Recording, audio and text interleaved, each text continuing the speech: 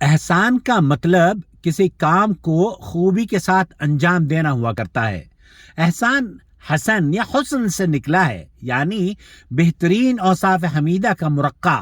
احسان کے دیگر مطالب میں حسن پیدا کرنا، خوبصورت بنا دینا، اچھا برتاؤ کرنا اور نیکی اور بھلائی کرنا بھی شامل ہیں۔ اسلامی لٹریچر میں اس اصطلاح کو ایک بہت اہمیت حاصل ہے اور اس کا استعمال کثرت سے کیا گیا ہے۔ احسان سے جہاں معاملات میں حسن پیدا ہوتا ہے، وہاں معاشرے میں بھی انسانوں کے باہمی رویوں میں اعتماد اور قربت کے جذبات پیدا ہوا کرتے ہیں اور استحصالی نظام کا قلقمہ ہو جاتا ہے۔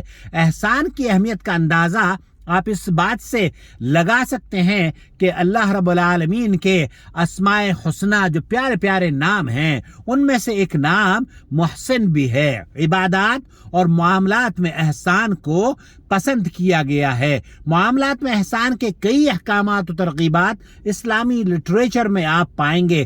مقروض کو مہلت دینے کا حکم خود قرآن کریم نے دیا، اور پھر بھی اگر ادائیگی نہ ہو سکنے کی صورت ہو تو معاف کر دینا چاہیے اور اس کو ڈھیل دینی چاہیے۔ اگر قرض دینے والے کے پاس اتنی اہلیت یا اس کے پاس پیسے نہ ہو تو اس کو ڈھیل دینے میں بھی اللہ کے رسول صلی اللہ علیہ وسلم نے اس کو بھی ترغیب دی ہے۔ آپ علیہ الصلوۃ والسلام کے فرمان کے مطابق روزانہ 70 مرتبہ بھی اگر کوئی آپ کا خادم یا آپ سے ملنے جلنے والا غلطی کرے، 70 غلطیاں بھی کرے، تو اسے معاف کر دینا چاہیے۔ اور طلاق دیتے ہوئے بھی خاتون کو جب آپ الگ کریں تو رخصت اس کو اچھے انداز میں کریں، تحفے تحائف دے کر کریں، اور یہ حسن سلوک اور احسان آپ کے اور آپ کے رشتہ داروں کو مزید مستحکم اور مضبوط کر دے گا۔ اپنا بہت خیال رکھیں،